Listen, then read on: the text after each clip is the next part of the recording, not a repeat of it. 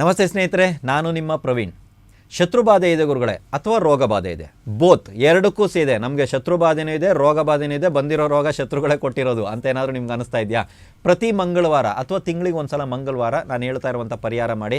But ಇದಕ್ಕೆಲ್ಲ ಸಾಧ್ಯ ಇದೆಯಾ ನೋಡಿ, ನಾನು ಹೇಳುವಂಥದ್ದು ನಿಮ್ಮಿಂದ ಆಗುತ್ತಾ ಅನ್ನೋದನ್ನು ನೋಡಿ, ಅದಾದ ಮೇಲೆ ನೀವು ಮಾಡಬೇಕಾ ಬೇಡ ಅನ್ನೋದನ್ನು ಡಿಸೈಡ್ ಮಾಡಿ. ಒಂದು ತೆಂಗಿನಕಾಯಿನ ತಗೊಳ್ಳಿ, 21 ಬಾರಿ ಇಳೆ ತೆಗೀರಿ, ಆ್ಯಂಟಿ ಕ್ಲಾಕ್ ವೈಸ್. ನಿಮಗೆ ನೀವೇ ಇಳೆ ತೆಗೀರಿ.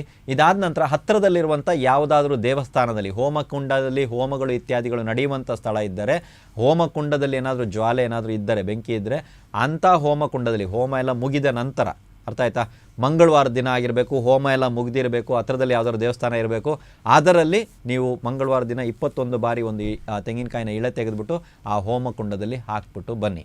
ಈ ರೀತಿ ತಿಂಗಳಿಗೆ ಒಂದು ಸಲ ಮಂಗಳವಾರ, ಯಾವಾಗೆಲ್ಲ ಆ ಮಂಗಳವಾರ ಅಂದರೆ ತಿಂಗಳಿಗೆ ಒಂದು ಸಲ 4 ಮಂಗಳವಾರ ಬರುತ್ತೆ, ಯಾವಾಗೆಲ್ಲ ನಿಮಗೆ ಸಾಧ್ಯ ಇದೆಯೋ ಆವಾಗೆಲ್ಲ ಇದನ್ನು ಮಾಡ್ಕೊಂಬನ್ನಿ.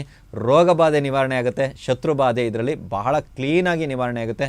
ಯಾರನ್ನೂ ಹೋಗಿ ನೀವು ಕೇಳುವಂಥ ಅವಶ್ಯಕತೆ ಇರಲ್ಲ, ಯಾರ ಹತ್ರ ಹೋಗಿ ನೀವು ಕೇಳಿ ಪರಿಹಾರ ಕ್ರಿಯೆ ಇತ್ಯಾದಿಗಳನ್ನ ಮಾಡುವಂಥ ಅವಶ್ಯಕತೆ ಇರಲ್ಲ. ಈ ಪರಿಹಾರ ಕ್ರಿಯೆ ಮಾಡಿ, ಒಳ್ಳೆಯದಾಯಿತು ಅಂದರೆ 4 ಜನರಿಗೆ ಹಂಚಿ. ಎಲ್ರಿಗೂ ಒಳ್ಳೆಯದಾಗಲಿ.